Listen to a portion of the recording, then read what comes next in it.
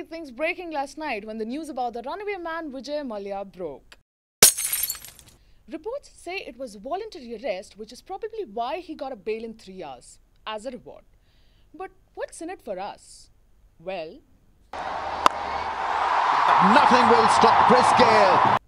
Gale decided to celebrate the high life by going as high as 10,000 runs last night. And the only time this usually happens is when Anushka Sharma isn't around to watch her bae Virat play.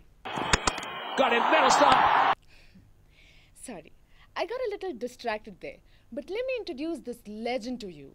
He many a times did good deeds for his country, but when the jack of all trades had a great fall, it didn't go down so well.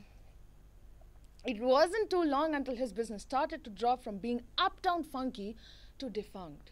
But will you believe me if I tell you that what started this fire was actually fuel? We didn't start the fire. It was always burning since the world's been turning. We didn't start the fire. Apparently, Mallya had no money to refuel his flights and soon after could not pay the employees their salaries. And what this responsible adult decided to do with all the pressure bottling him up was to, not to drink the night away, but to flee in his private jet, which of course had enough of fuel to take him all the way to the UK. I don't blame him though. I would do the same if I had an outstanding loan of 9,000 crores, and I know you would do it too. So let's not thrash the poor guy up because honestly, he doesn't even care. But in all honesty, Vijay Mallya should not be the only one going down for this. Not only because he looks like he can use the company, but also because there were many other prestigious MPs, businessmen and social red tape butterflies who profited out of this big barrel of his loaned money. But this will remain as mysterious as the Bermuda Triangle as the criminal investigators are trying to find out what happened with the IDBI loan money and whose pocket is so deep. Social media, though, is turning out to be like the trash folders on our systems. There is no nice way of saying this because it's basically anything but baseless. These factual, well-thought-out opinions from these geniuses are probably the reason why Mallya would never come back to India even if he wanted to. It's really nice to see them pretend like this affects their daily lives when in reality, the people who are actually affected by this do not have the facility to whine about it on social media. According to the Indian Express, over 80% of farmers committed suicide due to extreme pressure from the banks to repay their loans. Now I know what you're thinking. Vijay Mallya is the only reason for all these deaths. But let me tell you that he really is not. One, we are talking business and debt here. And it's not like he's not facing any pressure. But the sense of hate or the furiousness because of the scale of this debt leads the common man to believe that there is a certain bias. You're talking about 9,000 crores here. You're asking small loans to be relaxed and the only big fish should be sought after. But we all know that sardines and kingfish are not related, but both are fish. And you can take what you can get. So it's only when you catch the kingfish, you eat kingfish, right? The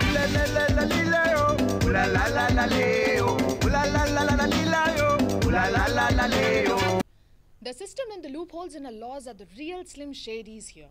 And I'll tell you why. As a member of parliament, Mallya had the power of immunity by which he could protect himself from being arrested while he had his debt to pay off. And now Kingfisher has surely left Mallya's abode. Experts say getting Mallya extradited back to India in the immediate future is unlikely to happen. The whole process may take up to 2 years given a substantial case is presented against him. And if this ever happens, is not the only thing which needs to be achieved. The real task in the ultimate battle is to get the money out of his already alleged empty boat. So this recent catch and release actually works in Mallya's favor as now he has to go under the British jurisdiction for his extradition hearing, which will take some time and there's no guarantee that he'll be extradited now. Is there? Clearly there are plenty of debtors that make this kingfish look pretty small to the loan sharks. So why is there so much hype surrounding this debt issue? It has to do with the image.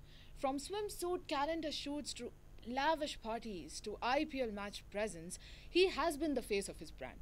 So it's only natural for us to hate on a public personality in their moment of shame. And this works wonders for the in-power government to clean out defaulters and black money hoarders. Remember what Modi said? Achhe din aayenge. Good times will come. Hopes. Please release me, let me go. It is understood that for any criminal offense, one must be prosecuted. But prosecution and possessing and selling of assets yield two different results. Around 8,044 crores of his assets have already been seized, which means that most of the money is in safe hands now. And many times Mallya had tried to strike a deal, but unsuccessfully. So technically, it's quite certain that the judiciary in UK will not look upon him as an absconding fraudster. They most probably would look upon him as a person who's made some bad business decisions. Debts are not new in this world. There are celebrities, businessmen, and politicians who have huge debts in this world. Even entire nations run on debt. America's debt run into trillions of dollars. Money makes the world go round, and the world needs to keep spinning. There will always be defaulters, and the banks will take care of it. You reading about it in the papers won't change the situation. It only responds to your curiosity. Let's call it infotainment.